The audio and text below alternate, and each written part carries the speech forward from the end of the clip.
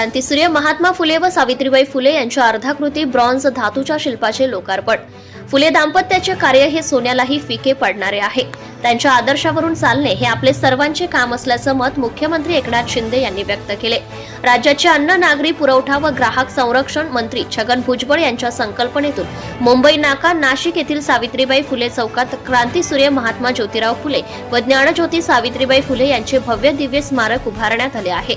या स्मारकातील क्रांतीसूर्य महात्मा ज्योतिराव फुले व ज्ञानज्योती सावित्रीबाई फुले यांच्या भारतातील सर्वात मोठ्या अर्धाकृती ब्रॉन्झ धातूच्या शिल्पाचे मुख्यमंत्री एकनाथराव शिंदे यांच्या हस्ते, उपमुख्यमंत्री देवेंद्र फडणवीस, उपमुख्यमंत्री अजित पवार, मंत्री छगन भुजबळ, पालकमंत्री दादाजी भुसे यांच्या प्रमुख उपस्थितीत लोकार्पण करण्यात आले। यावेळी आयोजित कार्यक्रमात मुख्यमंत्री एकनाथराव शिंदे साहेब बोलत होते।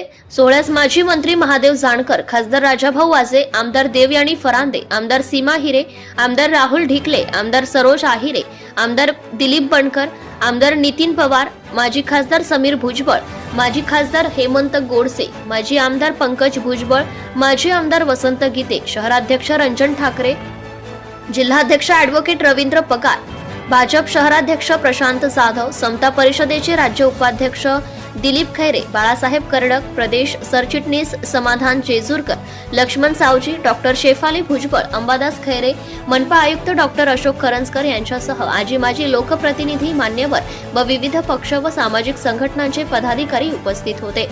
यावेळी बोलताना मुख्यमंत्री एकनाथ शिंदे म्हणाले की या शिल्पावरून नामदार भुजबळ यांची कल्पकता दिसून येते। महात्मा फुले व सावित्रीबाई फुले यांचा अर्धाकृती पुतळा हा महाराष्ट्रातच नव्हे तर भारतातील सर्वात मोठा पुतळा आहे। फुले दाम्पत्य हे महाराष्ट्रासाठीच नव्हे तर संपूर्ण जगासाठी वंदनीय होते। त्यांच्या कार्याची उंची फूटपट्टीत मोजता येणार नाही। भारतरत्न डॉक्टर बाबासाहेब आंबेडकर महात्मा फुले यांना गुरु मानत महात्मा फुले यांच्या स्वप्नाप्रमाणे सर्वसामान्य माणसाला मुख्य प्रवाहात आणण्याचं काम आपले सरकार करीत आहे। उपमुख्यमंत्री देवेंद्र फडणवीस म्हणाले की छत्रपतींच्या सर्व मावळ्यांना एकत्रित करून आजचे कार्यक्रम घेतले आहे। महात्मा फुले यांनी सतत प्रवाहाच्या विरोधात जाऊन दीनदुबळांसाठी कल्याणकारक कार्य केले, त्यामुळे आज आपल्याला परिवर्तन बघायला मिळाले आहे। उपमुख्यमंत्री अजित पवार म्हणाले की महात्मा फुले यांनी 1880 सालात शिवरायांची समाधी शोधून त्यावर फुले वाहिली। त्यांनीच शिवजयंती सुरू करण्याचा प्रस्ताव सर्वप्रथम मांडला। त्यावेळी 27 रुपये लोकवर्गणी जमा झाली होती, त्यातील 3 रुपये स्वतः फुले यांनी दिले।